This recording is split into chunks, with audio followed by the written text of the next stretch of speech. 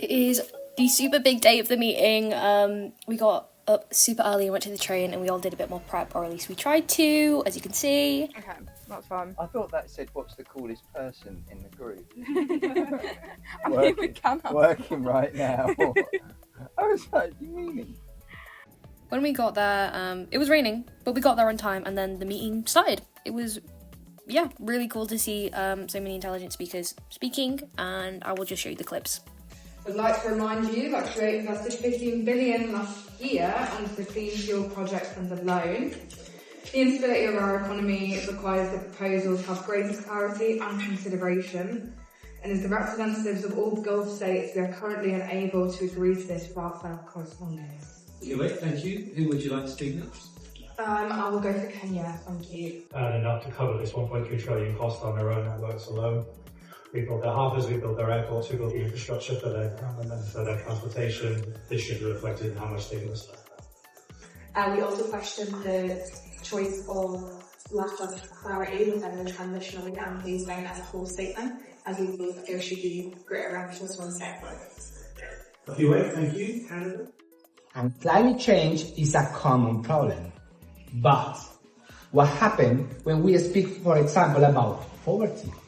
We don't have the same. We don't have Annex 1, Annex 2, non-Annex country fighting and negotiating about poverty or health condition. So I was thinking, like, what happened if... We would like to continue to move from Schwieber to our refinery, which produces fuel compatible with new environmental standards, so we can continue to support environmental agreements to the best of our ability, despite us currently being very oil dependent. We would also like to invest in nanotechnologies. Those who, like us, have vast amount of desert land, which would allow us to increase the vegetation. And in doing so, we hope you understand our slowness to move away from oil, as we are dependent on it for our economy, water security and aircon. In doing so, this will allow us to fund climate finance and help lower developed countries. Thank you, Kuwait. In the whatever you call it. This is because nuclear power is clean power. It is not a renewable source, however it is clean, it is safe, and it has lots of development and R&D potential. And we just wish that, our entire strategy is based off it, so, kind of important.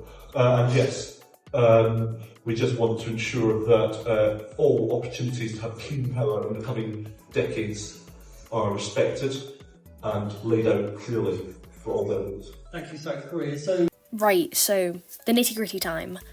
So, for people who don't know, this is the 5th simulation Chatham House have hosted in partnership with BISA, and this event saw students from all over the UK, across like 30 or more-ish universities, emulating delegates in a mock COP event. They really highlight the complexities of international negotiations and the role of being a representative and having a lot of self-interest within the challenge of resolving equally complex issues that mimic the real world, such as climate change. And that was really how the whole day went. Everyone was really articulate and authentic to the country they were representing, and it was absolutely a simulation that mirrored the real thing. Lots of debate, negotiation, amendments, etc. Some tasks were resolved really quickly, but then some dragged over a bit. I think we made a lot of progress with the amendments, and at the end of the day, a lot of awards were given out. So a massive congratulations to those students that won something. It was really difficult, as everyone was so amazing and outstanding.